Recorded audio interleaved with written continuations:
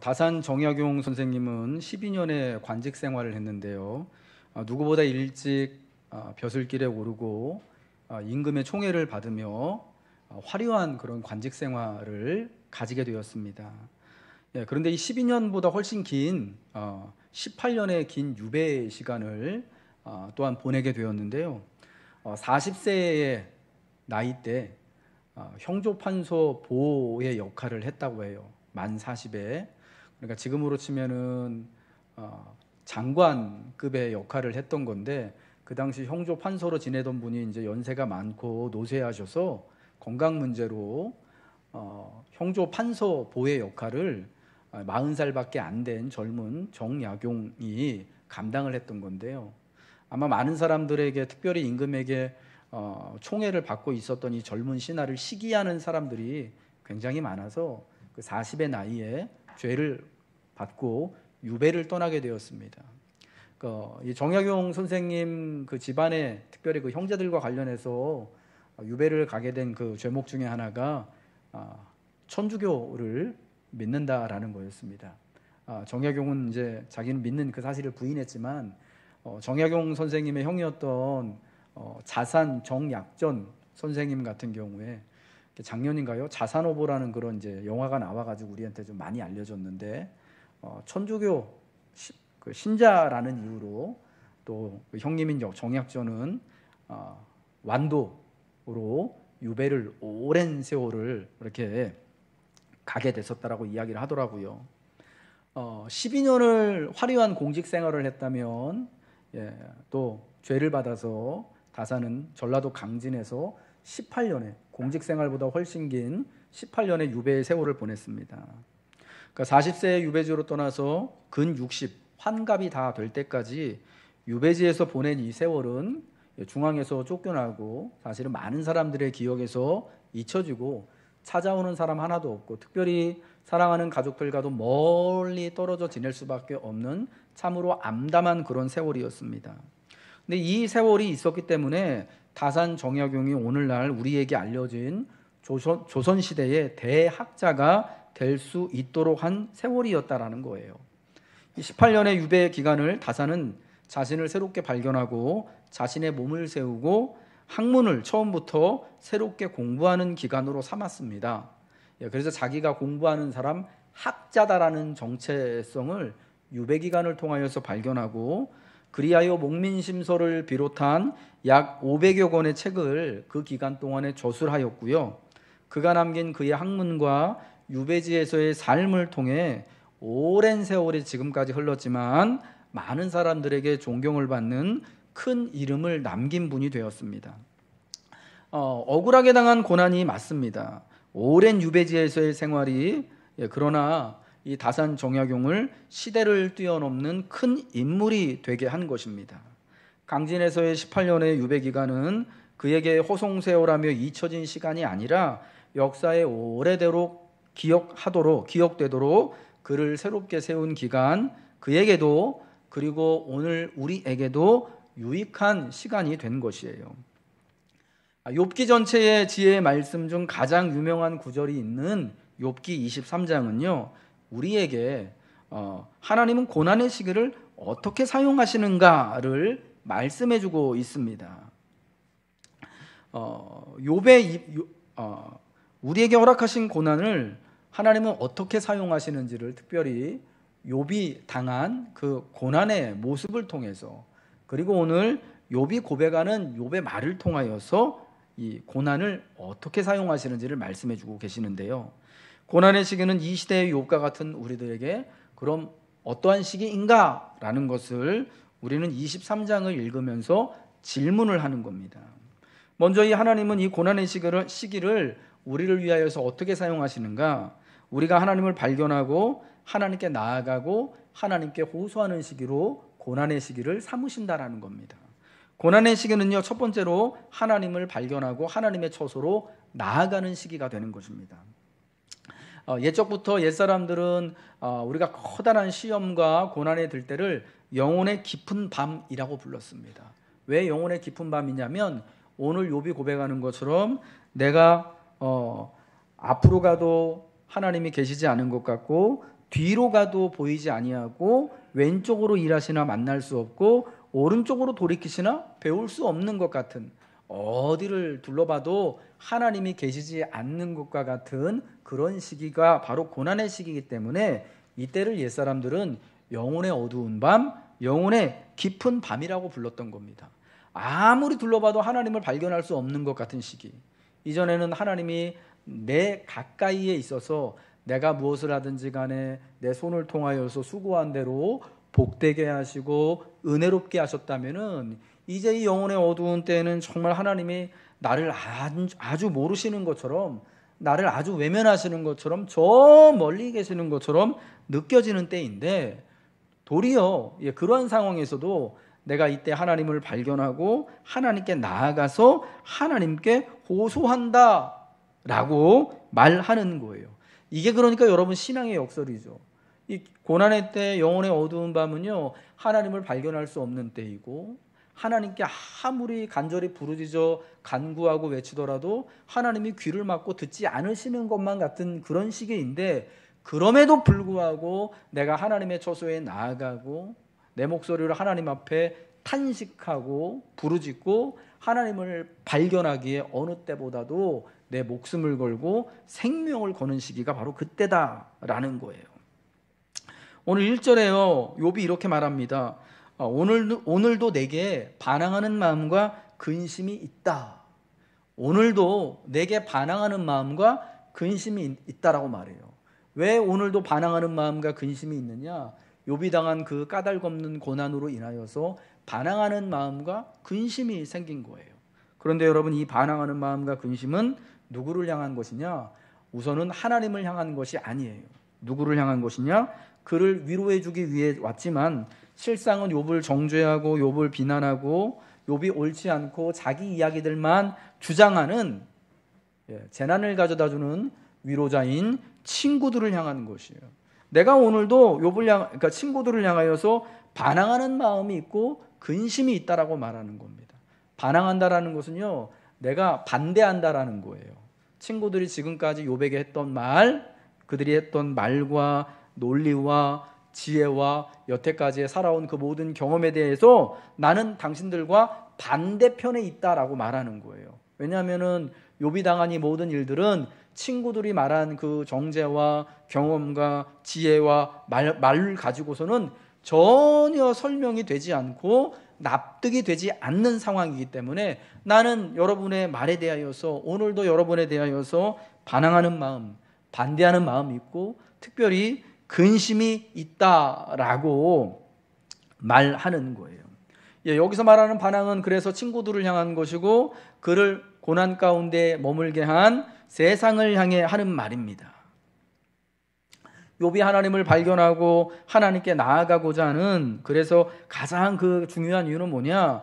누구도 이 세상 가운데서는 욥의 이야기를 들어주지 않고 오히려 그들로 말미암아서 반항이 생기고 반대하는 마음이 생기고 근심거리만 더 가져다 주기 때문에, 욥이 친구들에게 너희는 내게 재난만 가져다 주는 위로자들이다 라고 말하는 것처럼, 재난만 가져다 주고 근심만 가져다 주기 때문에 하나님께 나아갈 수밖에 없는 거예요.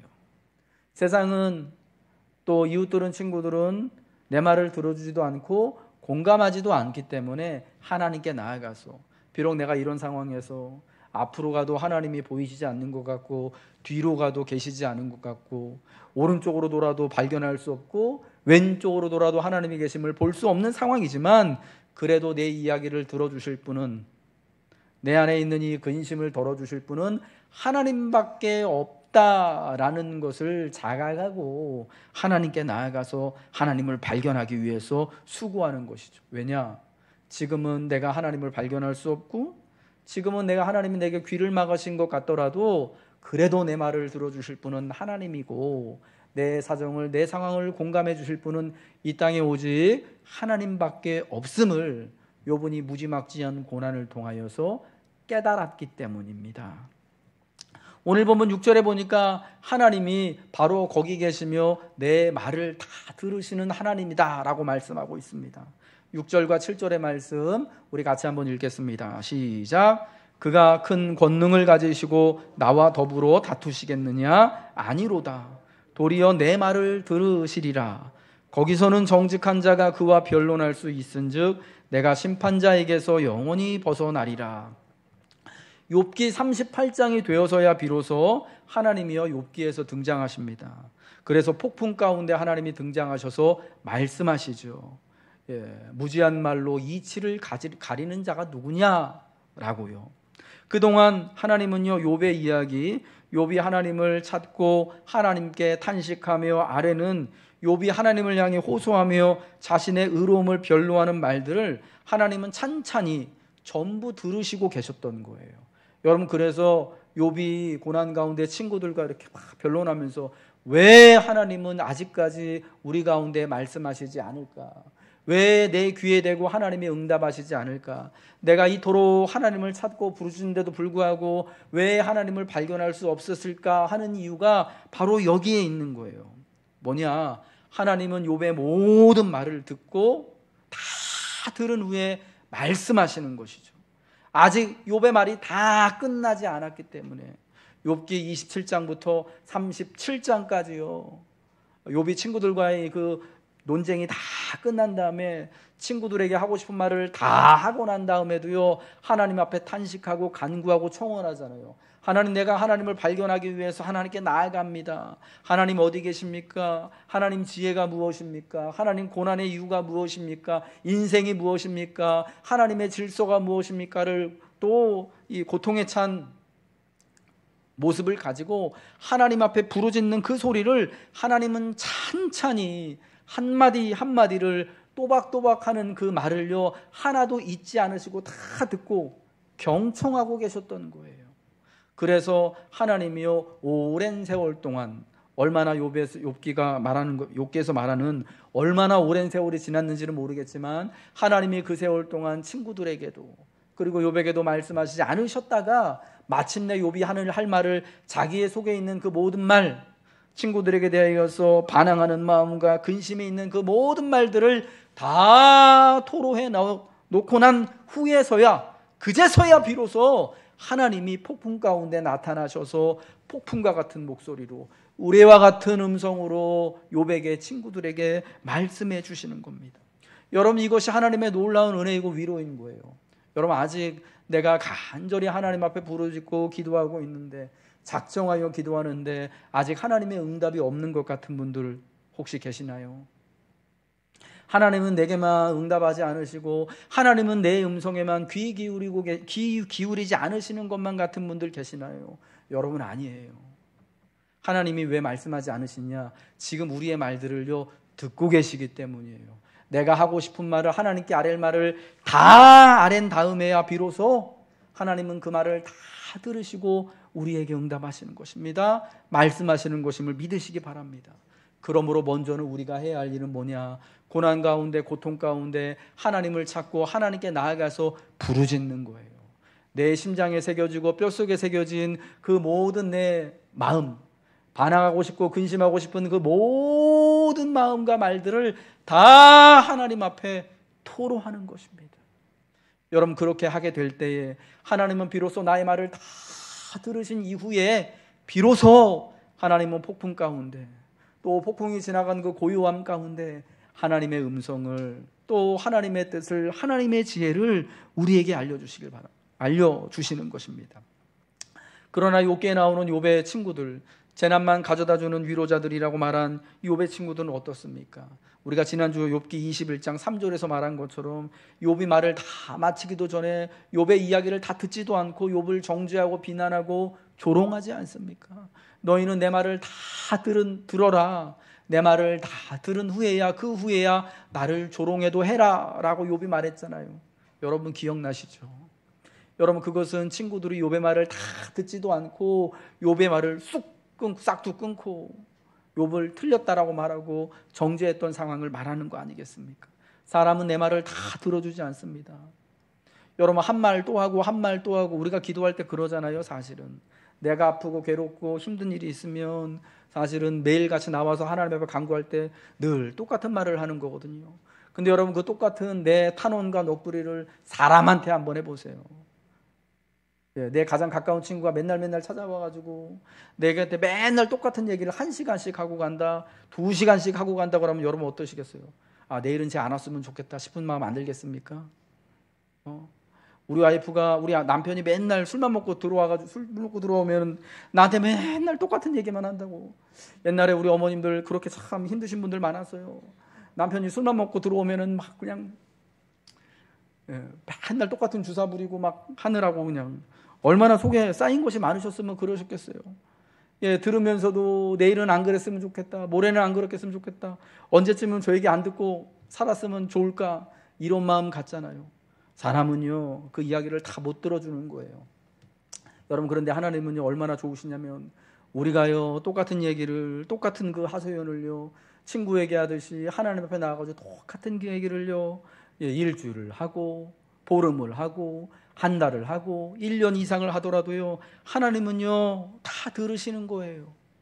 우리 마음속에 있는 근심과 속상함과 그 반항하고자 하는 마음과 그 애절한 마음이 다 사라질 때까지 하나님은 듣고 또 듣고, 하나님은 듣고 또 듣고, 그리고 마침내 우리에게 응답하시는 하나님이신 줄 믿으시기 바랍니다.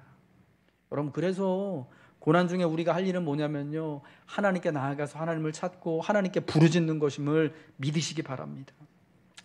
욥은 하나님과 다투지 않습니다.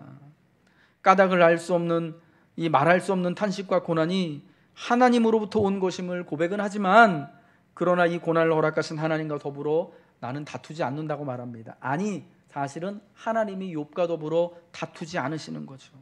그가 그 큰 권능을 가지시고 나와 더불어 다투시겠느냐? 아니로다. 도리어 내 말을 들으시리라. 지금 이 과정이 하나님과 내가, 욥이여, 친구들과 그렇게 말싸움하고 언쟁하는 것처럼 다투는 시간이 아니라, 사실은 하나님이 아무 말씀 안 하시는 것 같지만 나와 다투시지 않으시고 내 말을 다 듣고 계시는 그런 상황이다라고 말하는 것이에요.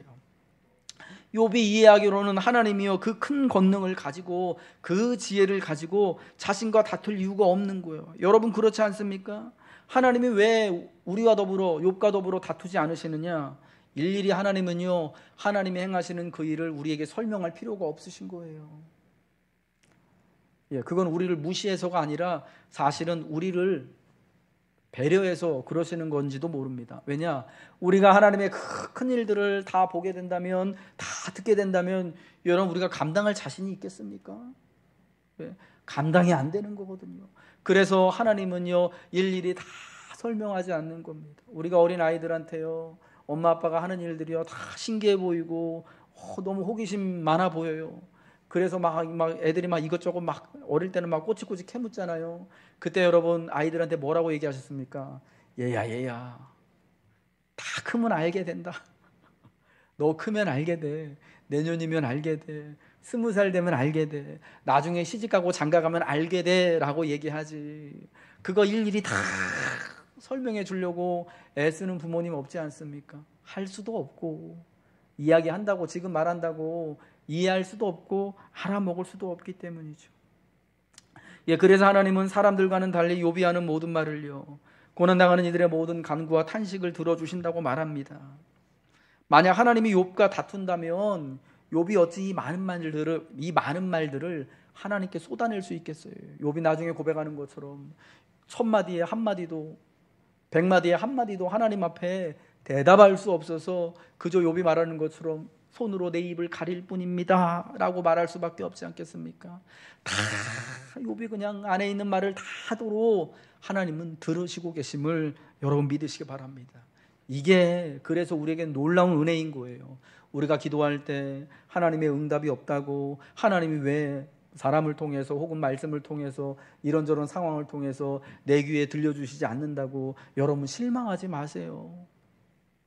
지금 다 듣고 계시는 거예요. 믿으시죠? 아멘이시죠? 다 들으신 이후에 하나님이 그때야 비로소 우리에게 하나님의 지혜의 말씀을 들려주시는 것입니다. 고난은 성도를 단련하는 용광로와 같음을 또한 오늘 본문은 말씀해주고 있습니다. 고난은 욥을 단련하는 용광로입니다. 고난은 고난당하는 자를 단련하는 하나님의 용광로, 하나님의 풀무불이라는 겁니다. 오늘 욥기에서 가장 유명한 말씀 23장 10절 말씀이요. 우리 같이 한번 읽겠습니다. 시작. 그러나 내가 순금같이 되어 나오리라. 그러나 내가 가는 길을 그가 아시나니 그가 나를 단련하신 후에는 내가 순금같이 되어 나오리라. 이 고난을 하나님이 어떻게 사용하시느냐.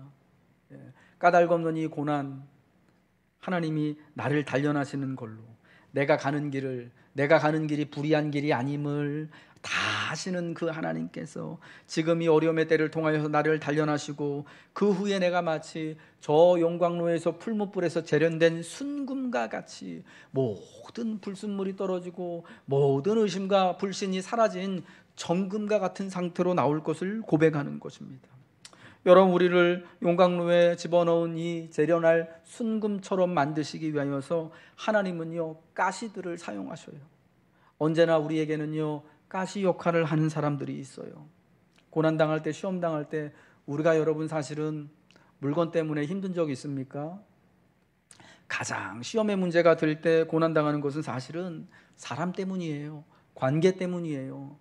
다산 정약용이 그렇게 18년 동안 강진에 유배간 것도요, 이유가 뭐냐? 미워하는, 그를 시기하고 질투하고 모함하는 사람들이 있었거든요. 여러분, 바로 그 사람들 때문에 어려움을 겪은 거예요. 이 가시 역할을 하는 사람들을 얼마나 믿고 얼마나 원수 같겠습니까?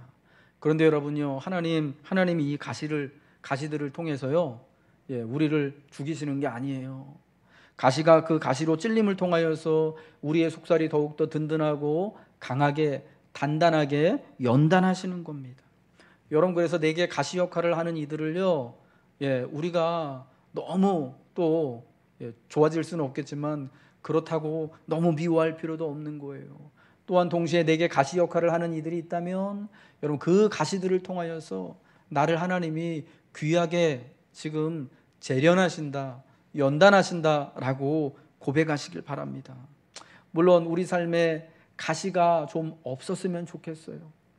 가시의 숫자가 조금 줄어들었으면 하는 것이 우리의 마음인 것이 맞습니다만 가시가 아예 없는 그런 경우는 없다라는 것을 기억하세요.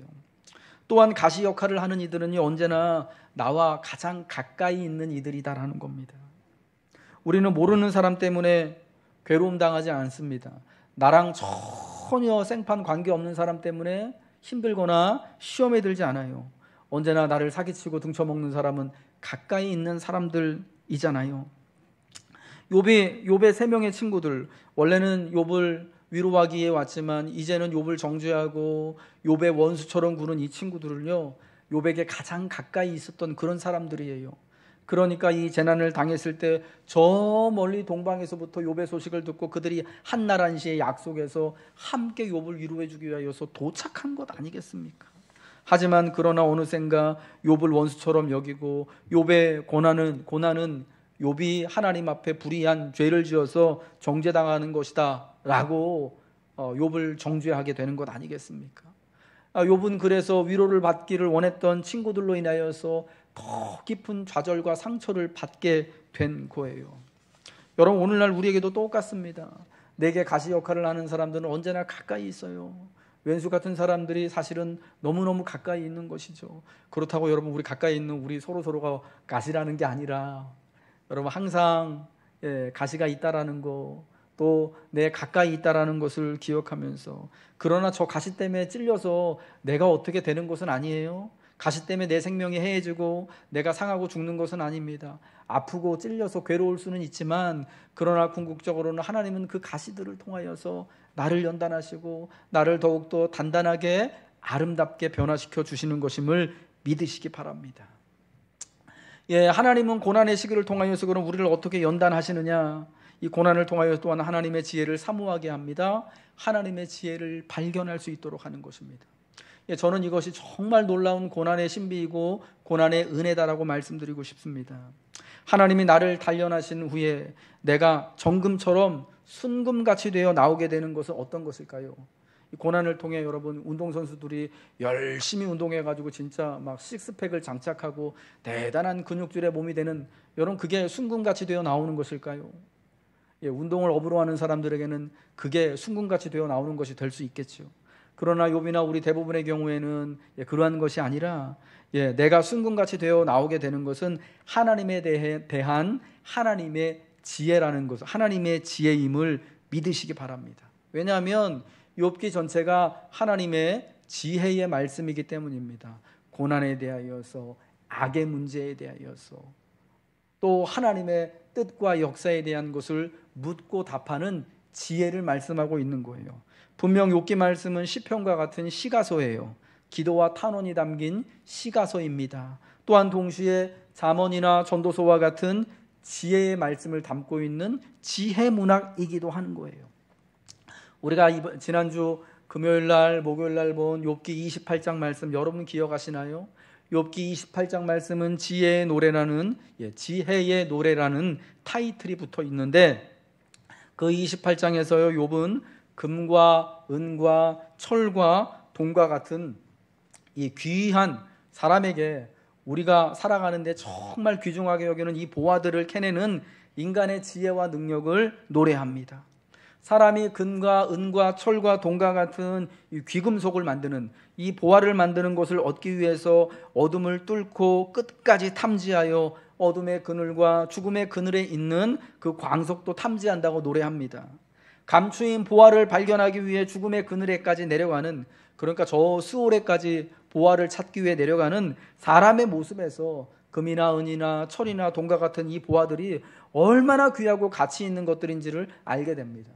사실은 여러분 그것들을 먹을 수도 있는 것도 아니고 그것들을 가지고 내 생명을 연장시킬 수 있는 건 아니지만, 그게 여러분 우리 생애에 정말 사람들에게 귀하고 가치 있는 것들이라고 여기기 때문에 진짜 죽음의 그늘까지 내려가고, 심지어 어떤 경우에는 저 절벽 끝에 욥기에서 말하는 것처럼 대롱대롱 매달린 채로 그 보화를 캐기 위해서 사람들이 자기의 목숨을 걸고 생명을 걸고 자기의 날을 걸고 여러분 그렇게 수고하는 거 아니겠습니까?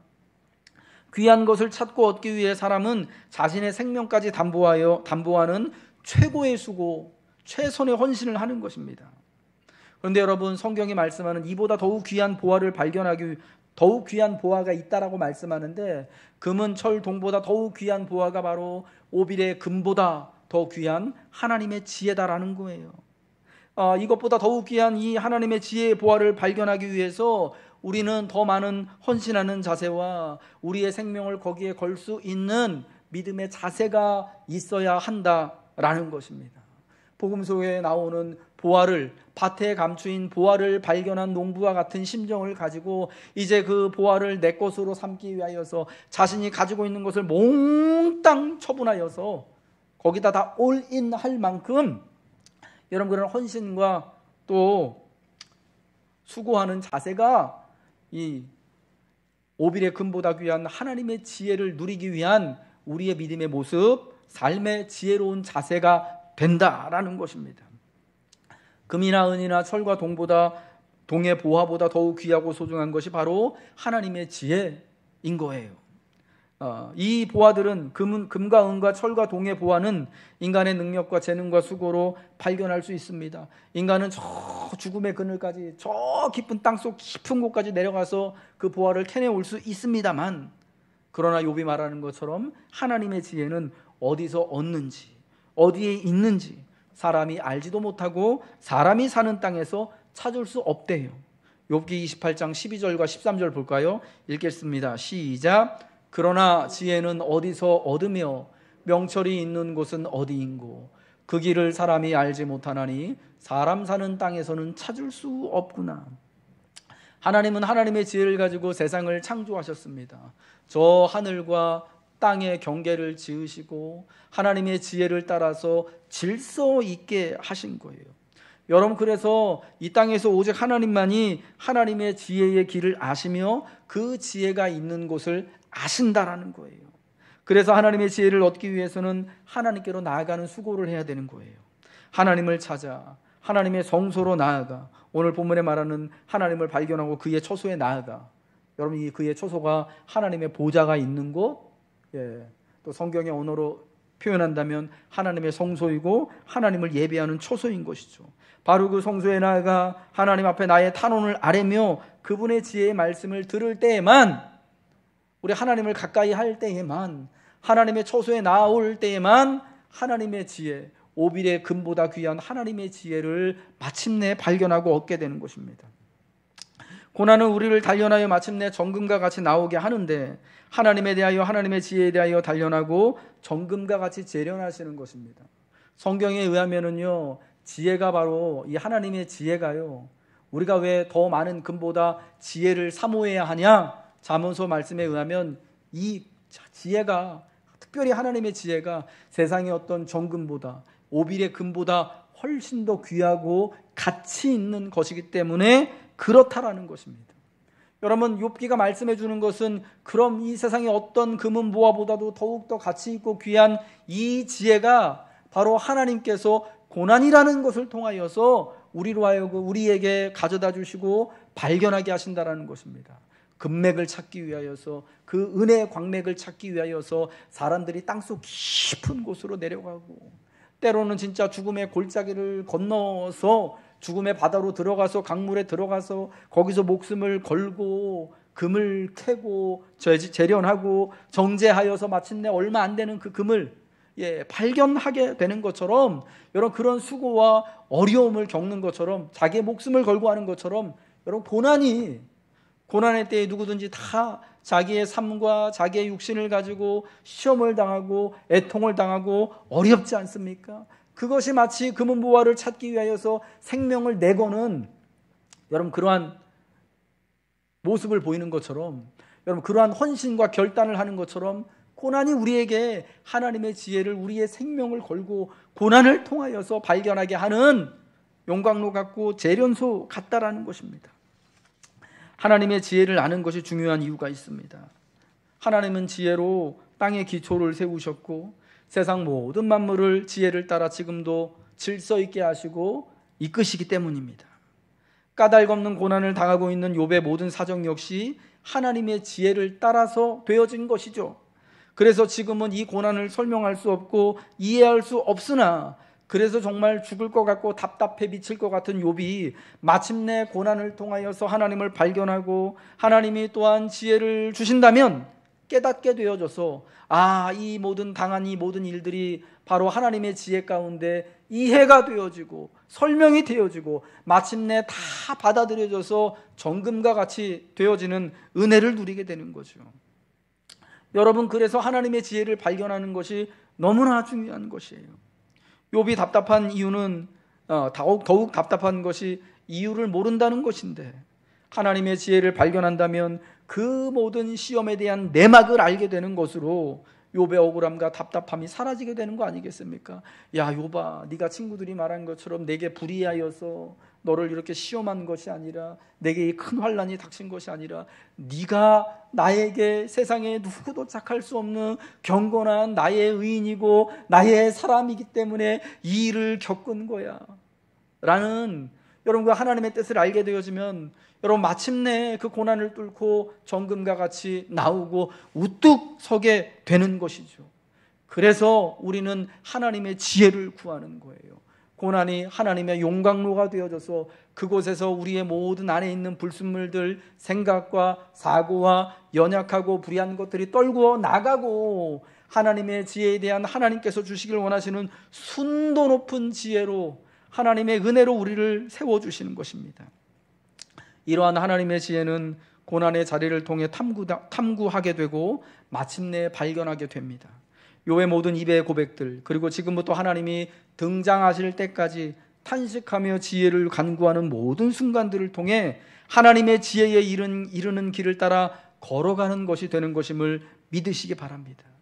그것이 욥의 입술의 고백을 통해 말한, 그러나 내가 가는 길을 그가 아시나니 그가 나를 단련하신 후에는 내가 순금같이 되어 나오리라의 의미입니다. 고난의 때는 하나님의 지혜를 구하는 때입니다. 까닭없는 고난은 우리를 매우 힘들고 어렵게 하지만 그 이유를 이해하게 된다면 견뎌낼 수 있는 것이죠. 하나님의 지혜를 우리로 하여금 얻게 하도록 하시기 위해 하나님은 고난이라는 풀무불을 통해 우리를 연단하십니다. 재련하십니다. 사랑하는 노건교회 교우 여러분, 고난을 통해 하나님의 지혜를 배우십시오. 마침내 세상의 그 어떤 보물과 보화보다 값지고 귀한 하나님의 지혜로 우리는 정금과 같이 되어 나오게 될 것입니다.